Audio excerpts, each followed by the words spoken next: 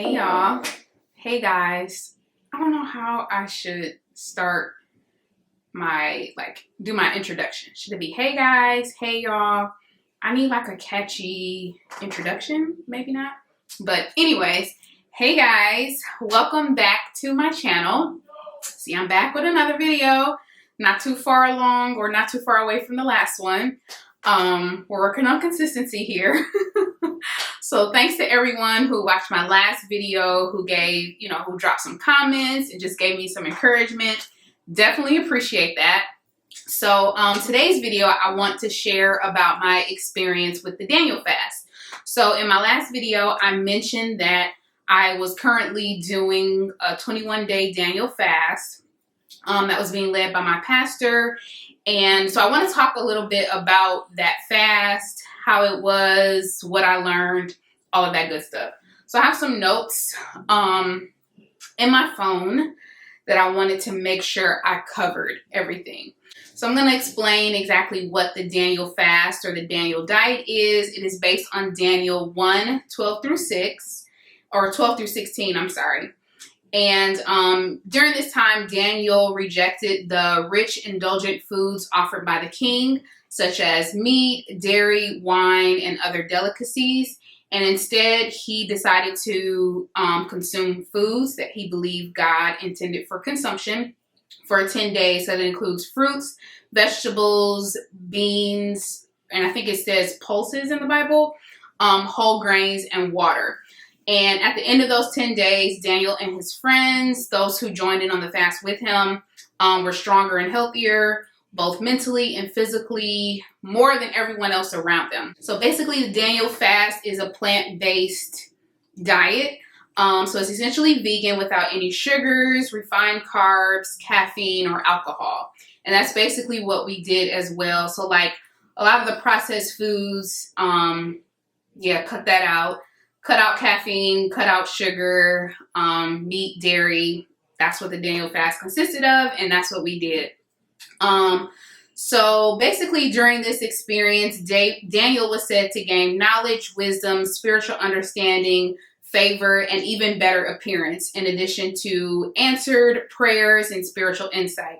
So the idea behind the fast is that you would set aside other foods and focus on eating plant-based meals as an act of worship and sacrifice. So that's basically what it is. And I think in Daniel it was for 10 days, but we did it for 21 days. So during that time, we fasted from all the things I mentioned. And then we also came together in the morning for worship and devotion, just going along with the book, Unrealistic Faith. I shared it on my Instagram. I shared it in my recent blog post. I'll drop a link in the description box. But it is a book written by my pastor, Unrealistic Faith, and it's a 21-day book. And we read a chapter each day, and they had a morning discussion of the book, and it was just so rich. It was perfect to go along with the Daniel fast, and just to remind us of what we were doing, you know what I mean? So that was good. So I'm going to go into like what I learned, like what I did, what I learned through that fast. So basically what I did in terms of food. So because I was a vegan before, my husband and I were a vegan back in 2016 and 2017. And so I already knew how to eat plant-based. So that was not foreign for me. It wasn't really difficult for me either. It was kind of like riding a bike. Like I did it before, so I was able to just kind of jump back in and kind of, remember some of the things that I did before, some of the meals that I made. And then it just kind of prompted me to try some new stuff. So basically I just wrote out a grocery list based on the Daniel fast or the Daniel diet guidelines, if you will. So basically fruits, nuts, beans, vegetables, no juices, so no sugar, anything like that. So just water. And so it wasn't really difficult. I did that. I made sure I shopped enough for like that week, and then of course went to the grocery store the following week as well. But so I basically wrote down like what type of meals I was going to eat for breakfast, lunch, and dinner. And it can be tricky because some of the stuff, you know, you have to really look at the labels of things.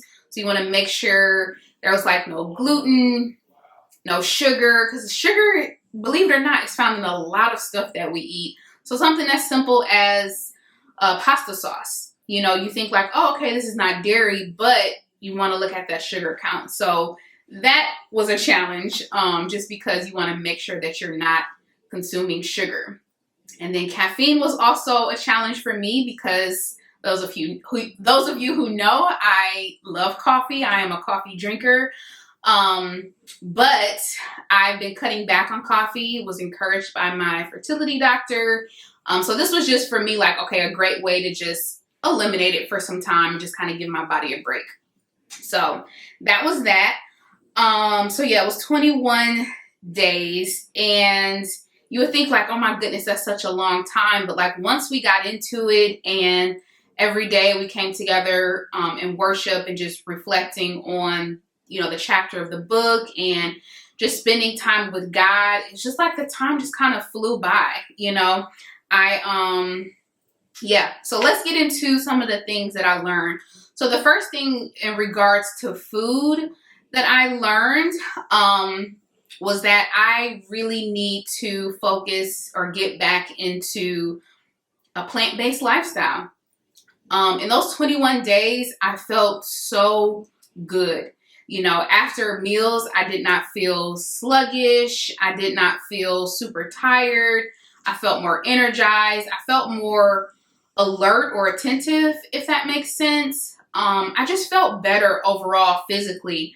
I didn't go to bed, or really more so wake up with that, you know, that heavy feeling like if you eat something before bed. And I don't know, I just didn't have those same normal feelings that we, you know, are now normal. You know what I mean? Like the sluggish or the heavy feeling is now just become the norm. And it's like, that's not how we should feel, especially after a meal that's supposed to nourish our bodies. So overall, physically, I just felt so good. And it just made me realize that I need to go back to a plant-based diet. I don't know if I'm going to be fully like 100% plant-based. I was telling Joe, I was like, maybe like 80% plant-based. So the way my mind thinks, I was like, okay, if you do 3 meals a day for 7 days a week, that's 21 meals. So if like 17 of those 21 meals, I believe that's 80%. So that's like all my meals throughout the week, Monday through Friday, plant-based. Then the weekends, I can maybe indulge, like if I want to have pizza, or if I want to, like if we're going out to a restaurant. I don't know. I'm still praying on that because I'm a foodie and I just love, you know, I love cheese. I love dairy. I love chicken, and I could probably do without chicken, but I like fish. I don't know. Just pray for me, pray with me. I strongly feel like I do need to do more plant-based. Period. That's it. I just need it. I need it. My body needs it. So that's the first lesson that I learned, is that I need to take better care of my body physically. And then that kind of brings me into the next thing. I incorporated exercise. So I'll put a clip here of some exercise days.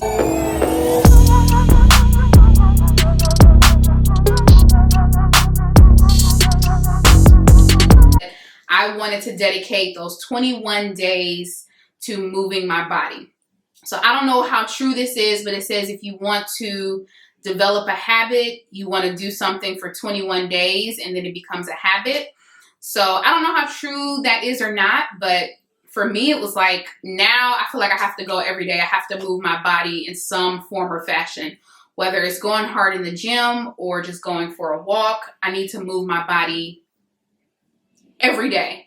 So that was something that I incorporated. Also because it was a suggestion from my doctor to incorporate more exercise into my day-to-day. So this was perfect let's get this habit going. Let's get the habit of moving your body going. Also, your girl has gained a lot of weight. Like, in these last 3 years, or 2 years, I should say, COVID, pandemic, fertility journey, fertility treatments, and all of that, I've gained so much weight. And whether it looks like it or not, physically, it's there. I gained so much weight. And this is the heaviest I've ever been in my entire life. And yeah, it makes me sad sometimes. Well, not anymore. It used to make me really sad when I would, like, earlier at the beginning of the year.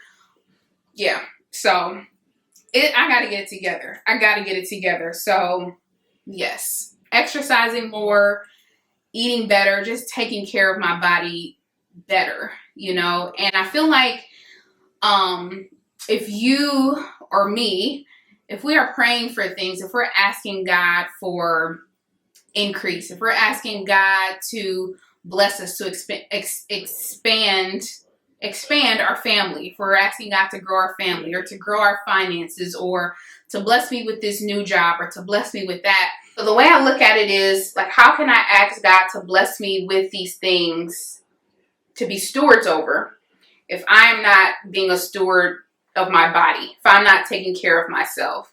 It's just so important that we get into the habit of taking care of ourselves physically, mentally, spiritually, so that we can better take care of the things that we're asking God for. You know, if I'm asking God to bless me with children, how can I teach my children healthy eating or healthy living if I'm not even practicing that myself? You know what I mean? So it was just time for me to really tap into physical health. So that is one of the things that I learned on this fast, and I'm going to continue it even after the fast. So another thing that I learned, so each week we kind of did, like, in addition to the Daniel fast, we did, I guess, what you can kind of call like a soul fast, or matters of the heart. I don't know what you would call it, but the first week we fasted from worry.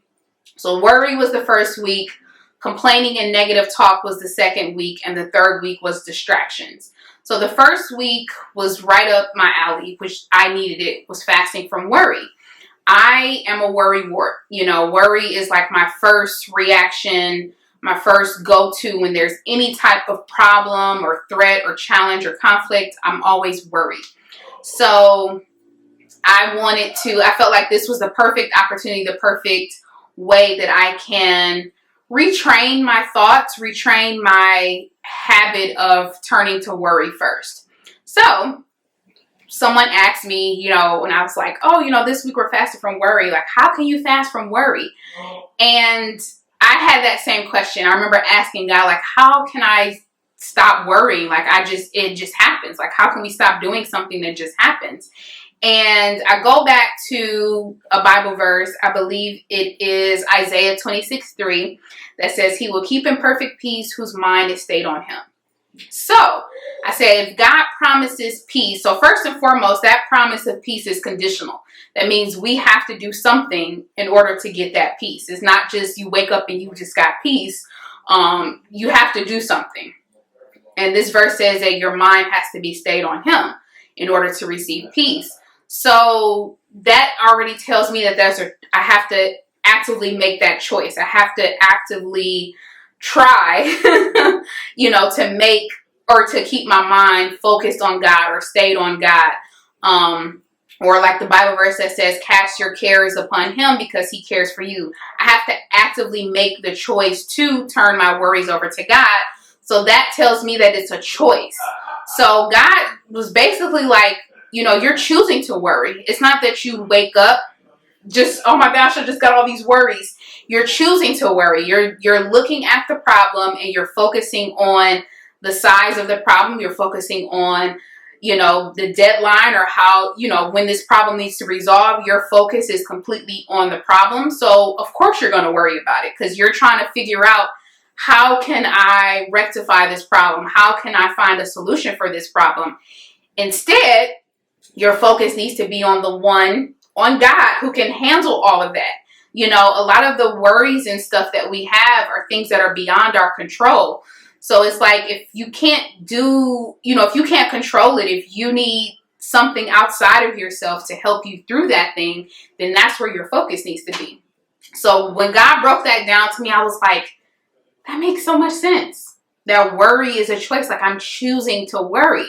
So I was like, okay, God, help me to choose peace. Help me to choose to turn whatever worries, whatever causes some angst in me, help me to turn that over to you. Help my first response to be, okay, Lord, I'm feeling this way. This is the problem. And to give it over to you, as opposed to, okay, what can I do to fix it? What do I got to do? Do I have to, it's just, I don't want that. I don't want that. So, God will test you. Okay. When you ask God, when you're praying to God for something, Lord, give me faith. Lord, help me not to worry. Lord, give me peace. He's going to test you in those areas. It's not just going to happen instantly.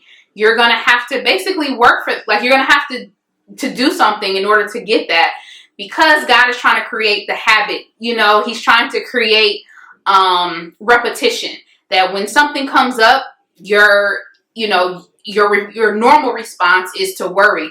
But now he's going to present these situations, these scenarios to you. He's going to allow certain things to happen where, okay, now you have to practice. Am I going to turn to peace, or am I going to turn to worry?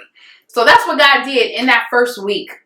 Okay. So in that first week, there was a situation, and I can share it because I'm going to be talking about it later. But my previous fertility clinic, I had requested records back in January to be sent over to the new clinic. And I found out that first week of the fast that they were still waiting for records, that they still had not gotten records. So I'm like, all this time thinking that the records and everything had been sent over. So my first response, I just felt it coming up. I was like, oh my God, they don't have the records. Like, what now? Does that mean I'm not going to be able to get service? Like, what? That was my first, I felt it. I was like, okay, you know what? Sherelle, you're not going to do this. You're fasting from worry. So instead of worrying, you're going to turn this over to God. So I said, okay, God, normally I would worry about this. So I'm not going to worry. I don't have time this week. I can't afford to worry. So I said, I'm going to do what I can. I'm going to reach out to the clinic. And I said, I need you to handle this by Friday. I said, this is going to be handled by Friday. And Sherelle, you are not going to worry about it. Leave it up to God. You contact the clinic, get your records, do whatever you got to do if you have to go up there, but you're not going to worry about this. And when I tell you, I got those records by Friday. I got more than what I asked for by Friday. And it was literally because I made the decision. I made the choice to not worry. I made the choice to ask God for his peace. I made the choice to seek God before I sought out worry, or sought out trying to figure out how I'm going to figure it on my own. I was like, okay, God, what should I do? Oh, you should contact the clinic. And then if you have to go up there, you will. And it was done. When I tell you, like, I just felt such a weight lifted. Whew, God is good, y'all. So remember that worry is a choice. You can choose to worry, or you can choose to accept God's peace. It's up to you. So that's the first thing I learned. The second thing that I learned, well, maybe this is the third, because I talked about the food. So yeah, maybe this is the second or third.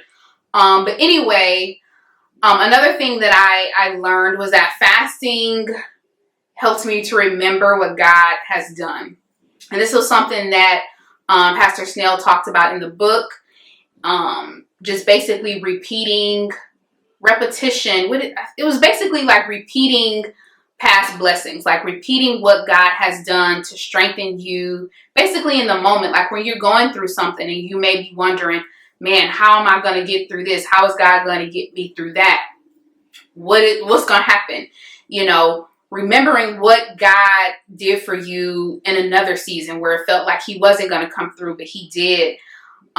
Going back, like getting in the habit of practicing or rehearsing past blessings or past miracles or past testimonies really strengthened me and just strengthened my faith. Because sometimes we forget, we shouldn't, but sometimes we forget. Sometimes we think like, okay, this thing is huge. Like, I know God may have got me through that, but this one is different. This is huge. I don't know if He's gonna do this. But He can. Like, God doesn't run out of blessings. You know, God doesn't run out of miracles. There's nothing too big or too hard from Him. Just because you think that last situation was huge, that's not all God's got. You know what I mean? Like, He's got more in Him. More than we will ever understand. Like, He can still do more. Like, I don't know if anybody else has ever felt like that, but there are times where I feel like, well, okay, He did it that time, but maybe that was just that time. No, that's a lie from the enemy. He wants you to think that, you know, God, you know, that's all He's got. He can't do nothing else for you. You've seen the best blessings or the best miracles that you're going to see. Like, He's not going to do anything. And that's just so untrue. Such a lie. And for me, getting in the habit of remembering what God did before, those times where He's come through in a pinch, those times where He's come through in the midnight hour and the last hour, that it was just such a faith builder, you know? So that's another thing that I learned. And through this fast, it just helped me to remember what God did before, what God did in the past, and how He can do that again, how I don't have to worry because He did it before, He can do it again. So that was something else that I learned. Another thing that I learned is that my actions make my faith visible.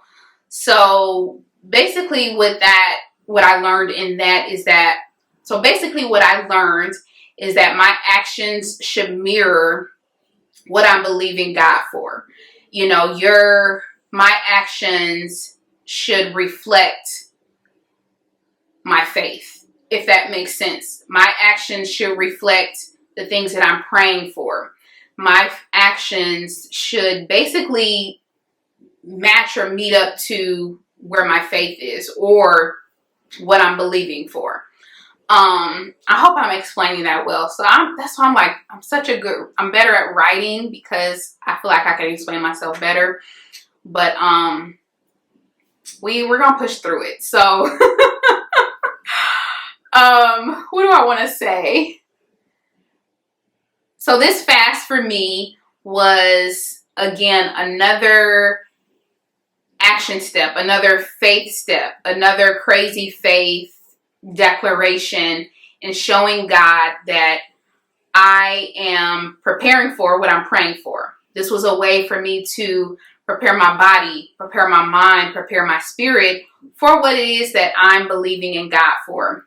I'm believing that God is going to bless my womb and bless us with a baby and bless us, or babies, and bless us to carry my children, our children, full term. You know, if you've been following me on social media, I've had 2 miscarriages. And out of those 2 miscarriages, I've lost 3 babies.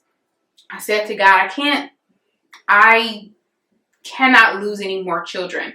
So I need you to show me what I need to do. If there's anything physically that you need me to do, show me that. And I kid you not, I was actually supposed to be doing this fast, this Daniel fast, a plant-based type of thing 2 years ago. Okay, I was supposed to do it in January of 2020, or at least I started doing it in January of 2020.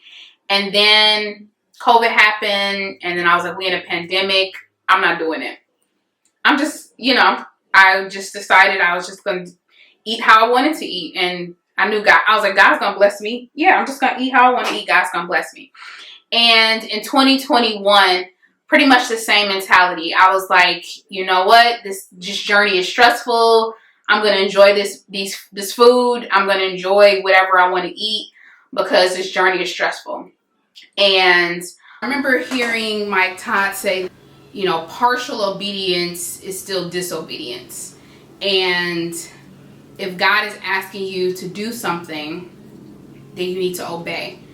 But trying to partially obey or pick and choose what part of whatever it is God is asking you to do that you obey, basically you're not going to reap the blessing. You're basically robbing yourself of the blessing. So I remember God saying that to me, like, I'm going to need you to, this is what I need you to do. I need you to take better care of your body. I know the pandemic, I know fertility journey, I know all of that is stressful, but I need you to take care of your body. You already know what to do. You've been here before, you know what to do. So this fast was an opportunity for me to not only make my faith visible, and take another faith step or an action step, but to also really just surrender over to God. Lay everything out, my desires, but also lay over to God whatever I was holding on to. Lay over to God, or give over to God the things that I felt like was giving me comfort. Because food is comforting. We eat food when we're happy, we eat food when we're sad, we eat food when we're celebrating, we eat food when we're mourning. Like, food is comforting. And I think God needed me to realize that He is my comforter, not food. And I just feel like deciding to take this time to better my body and to take better care of my body was just another action step for my faith. So that's what this was about for me, and just realizing that and just allowing God to really speak to me, and He's just so loving and gracious. Like, He's not gonna beat you over the head and condemn you. He's just so loving and gracious, and he's like he's patient. He's just so patient. He's like, I know she's gonna get it one day. I know she's gonna get it at some point. So yeah, so this fast for me was about making the decision to make healthy lifestyle changes that will benefit not just me, but my future children and our family. So another thing that I learned is that there are times when God needs me to go beyond my comfort zone. I realize that I won't see purpose fulfilled if I stay within my comfort zone or stick to what I know. And what I mean by that is, specifically with this fast, usually my way of fasting and praying was just kind of doing bits and pieces. Like, say if I was following someone else's, a fast, we're abstaining from this, or we're going to read this book, or we're going to pray at this time, or whatever it was, I would take bits and pieces of it and do what was convenient for me, or what was comfortable for me. And this fast, I was like, I'm going to challenge myself to do exactly what God is asking. That's the whole Daniel fast. That's reading this book. That's waking up in the morning to pray and worship and to join in on this call. For me, that God added on for me that's moving my body every day. I'm going to go all in. And that's outside of my comfort zone. Of course, I would like to sleep in a little longer. Or I would like to eat what I want to eat. All of those things are within my comfort zone. And I feel like this fast, God revealed to me that there are going to be times where He needs me to step beyond my comfort zone, step beyond what I'm used to, in order to challenge my faith, in order to grow my faith, and to strengthen my faith. So that was another thing that I learned. And one thing that the pastor said in his book was that there will be times where God will use exposure to strengthen or to stretch our faith. Like, we have to be exposed to certain things to know what's possible. Sometimes our worldview is very limited. We're only looking through our eyes. But when sometimes God is going to expose us to other people who, may have experienced Him in a different way, may have experienced a miracle or a breakthrough that you're desiring, or you didn't even realize was possible. But there are going to be times where God is going to need you to step outside of your comfort zone, be exposed to different things to just basically show you what's possible, you know. And that's one of the things that I feel like I learned on this fertility journey from sharing my story, seeing how God blessed so many different women in so many different ways, let me know, okay, it's possible for me. Like, hope is not lost for me, you know. And that's as a result of me stepping outside of my comfort zone and sharing my story. Sometimes if you're isolated and you're stuck to yourself, or you're stuck in your normal little bubble of, you know, your same friends or your same family, you don't know what's possible beyond that small worldview that you have.